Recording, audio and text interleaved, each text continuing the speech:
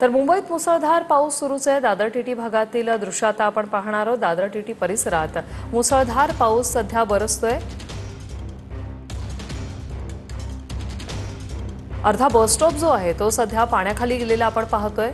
गुडघ्यापेक्षा वर सध्या पाणी आलेलं आहे आणि याच पाण्यातून सध्या वाहन चालकांना देखील आपली वाहनं बाहेर काढावी लागत आहेत। वाहन चालकांची देखील चांगलीच तारांबळ या पावसाने उडवलेली आहे। दादर टीटी भागातली ही दृश्य।